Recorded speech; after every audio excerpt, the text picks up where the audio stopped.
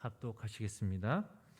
그때에 예수께서 안식일에 밀밭 사이로 가실새 제자들이 시장하여 이삭을 잘라 먹으니 바리새인들이 보고 예수께 말하되 보시오 당신의 제자들이 안식일에 하지 못할 일을 하나이다.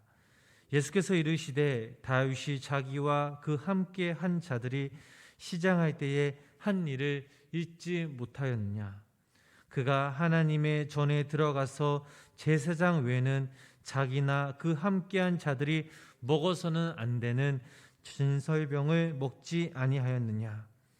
또 안식일에 제사장들이 성전 안에서 안식을 범하여도 죄가 없음을 너희가 율법에서 읽지 못하였느냐.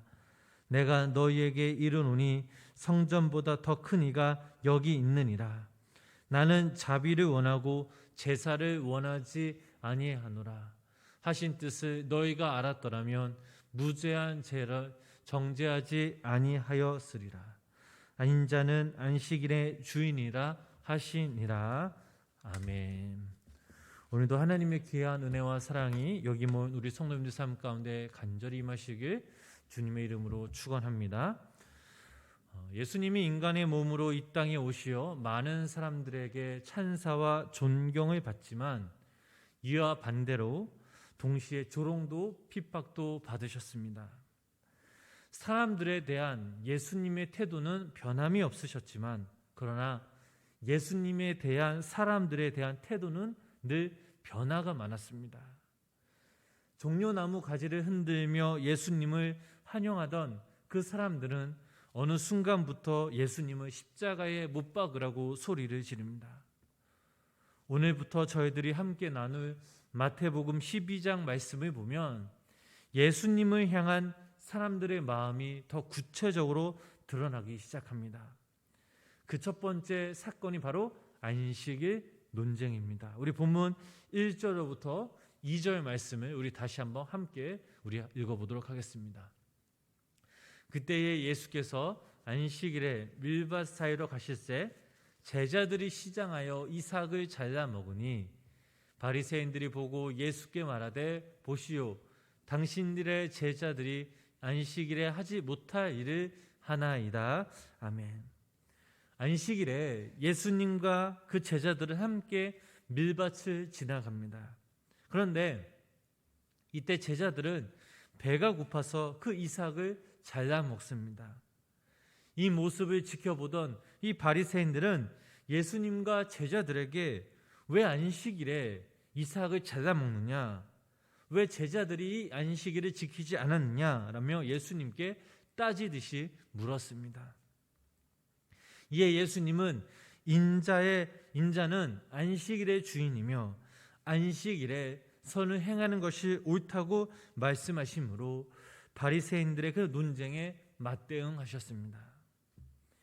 이런 예수님의 말씀은 지금까지 유대 교인들이 가지고 있었던 율법 체계를 완전히 뒤바꾸는 것이었습니다.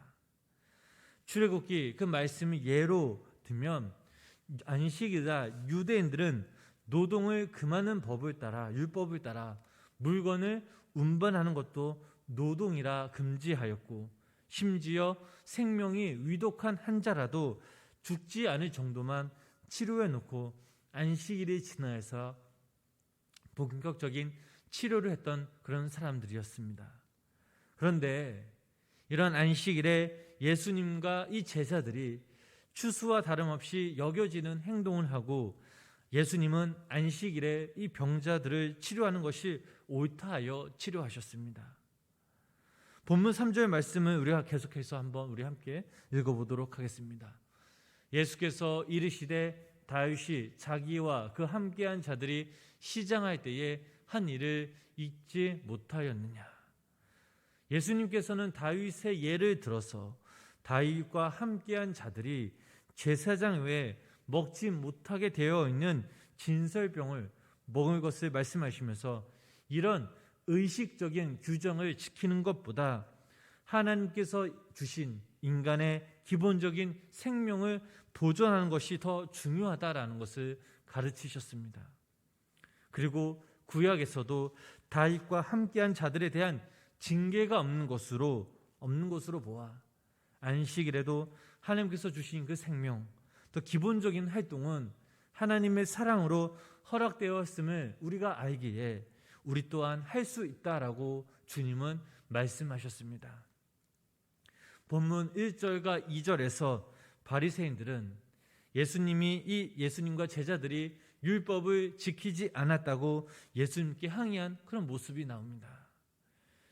사실 바리새인들이 말하는 율법은 하나님께서 주신 율법이 아니라 자신들이 율법을 근거로 해서 만든 전통을 말하는 것이었습니다. 바리새인들은 하나님의 말씀을 왜곡하여 사람의 기쁨과 행복을 위한 안식일이 아닌 안식일을 위한 사람의 삶을 만들어냈습니다. 그들의 말씀에 자신들을 맞추기보다는 말씀을 자신들의 전통에 맞추어 생활하는 잘못된 신앙을 갖게 되었던 거죠. 신앙의 기준이 하나님이 아닌 마치 자기 자신들에게 있다는 것이 더 큰 문제였습니다. 진정한 신앙은 말씀을 자신의 삶에 맞추는 것이 아니라 자신의 삶을 그 말씀 가운데 맞추어 나가는 것입니다. 오늘날 우리들의 모습은 어떻습니까? 예수님 당시에 바리새인들의 모습에서 우리들의 모습이 발견되지는 않습니까? 우리들도 바리새인들처럼 스스로 신앙의 기준이 되어서 하나님의 말씀을 평가하고 또한 우리에게 유리한 말씀만 골라 순종하려는 경향이 있지는 않습니까? 예를 들면 성경을 읽다가 우리에게 복된 말씀이나 위로되는 그 말씀이 보일 때는 더 눈이 가고 그 말씀을 암송하며 그 말씀을 붙잡고 살아가면 은혜가 된다고 말하지만 정작 우리의 양심을 찌르고 우리의 위선을 책망하는 그런 말씀이 나오면 애써 우리의 눈을 돌리고 못 본 채 하는 그런 모습이 우리에게 있지는 않았습니까? 이런 신앙은 부모님을 섬기는 것이 당연한데도 그것을 행치 않고 오히려 하나님께 드림바 되었다고 외쳤던 바리새인의 고르반 신앙과 다를 것이 없습니다. 말씀을 자기에게 맞춘 고르반 신앙의 결과가 무엇입니까? 마가복음 7장 11절과 12절, 13절 말씀을 보면 이런 말씀이 나와 있습니다. 그 말씀을 우리 함께 읽어보도록 하겠습니다. 함께 11절 말씀 7장 11절 말씀 읽어보겠습니다. 없으면 그럼 제가 읽어보겠습니다. 너희는 이르되 사람이 아버지에게나 어머니에게 말하기를 내가 드려 유익하게 할 것이 고르반 곧 하나님께 드림이 되었다고 하기만 하면 그만이라 하고, 또 13절 말씀입니다. 너희가 전한 전통으로 하나님의 말씀을 폐하며 또 이 같은 일을 많이 행하느니라 하시고 라는 말씀이 있습니다. 자, 이 말씀을 보면 책망의 말씀뿐입니다. 그러므로 성도 여러분, 때론 하나님의 말씀이 부담이 되고 지키기 어려울지라도 우리들은 순종하는 신앙을 가져야 될 줄 믿습니다. 계속해서 우리 본문 6절 말씀 우리 함께 읽어보도록 하겠습니다. 내가 너희에게 이르노니 성전보다 더 큰 이가 여기 있느니라. 아멘. 유대인들은 성전에 대한 많은 존경심을 가지고 있었습니다. 즉 성전이 살아계신 하나님의 상징이고 하나님께서 머무시는 곳으로 생각했기 때문입니다. 그래서 유대인들은 성전에 금을 입혀 치장하고 또한 성전을 모독하는 사람들을 신성 모독죄로 규정하여 극형의 처형까지 하였습니다. 이처럼 성전을 귀히 여기고 존경하는 것은 우리 신앙에 있어 매우 중요하다라고 할 수 있습니다. 왜냐하면 이는 하나님을 사랑한다는 신앙의 표현으로 알 수 있기 때문입니다. 뿐만 아니라 전 세계에 하나님을 섬기는 세계의 어느 곳곳에서든지 하나님에 대한 사랑과 신앙을 표현한 아주 훌륭한 건축물들, 즉 교회들이 참 많이 있습니다. 그런데 성도 여러분, 우리가 아무리 성전을 이쁘게 잘 짓고 아름답게 꾸며도 이게 다 아니라는 사실입니다. 성전은 하나님의 임재의 상징적 처소일 뿐 하나님은 이곳에서만 임재한 것이 아니라 예를 들면 분야 왕국 예루살렘 성전이 이러했습니다. 여기서 중요한 사실은 우리는 성전 중심의 신앙생활도 중요하지만 더 중요한 것은 하나님 중심의 신앙생활을 해야 합니다. 성전은 하나님께서 성육신하신 그리스도의 예표이며 그리스도는 성전의 본질입니다. 때문에 성전은 그 건물 자체만으로는 그리스도인의 위대하심에 미칠 수 없습니다. 오늘 저희들이 읽은 본문 6절 말씀에서는 그리스도께서 성전보다 당신이 더 크고 주인 되심을 말씀하고 있습니다. 그러므로 우리가 그리스도인의 몸된 성전을 중요시하고 거룩하게 여겨야 하는 것은 마땅하지만 건물 자체를 신성시해서는 안 됩니다. 물론 당연히 교회에 모이기를 힘쓰고 교회에서 기도와 찬양, 예배를 드려야 합니다. 무엇보다 교회를 그리스도께서 임재하실 수 있는 교회다운 교회를 만들어가고 아울러 주님을 모신 곳이 곧 교회임을 알고 언제 어디서나 예배와 기도 생활에 우리는 힘써야 합니다. 또 여기서 중요한 한 가지 사실은 그리스도인의 신앙생활 중심으로 우리는 생활해야 합니다. 우리의 몸과 마음이 곧 하나님의 성전임을 늘 기억하고 거룩하게, 진실하게, 신실하게 우리는 이 땅에서 그리스도인답게 살아가야 될 줄 믿습니다. 사랑하는 성도 여러분, 우리들은 안식일을 거룩하게 지켜야 합니다. 형식보다 중요한 것은 바로 내용이라는 사실을 우리는 기억해야 합니다. 하나님께 더 감사하고 찬양하며 예배하며 주님을 기쁘게 하고 우리가 영광을 돌린다면 이것만큼 더 중요한 것은 없습니다. 이것이 바로 안식일을 거룩하게 지키는 것입니다. 참된 안식일을 우리가 어떻게 지킵니까?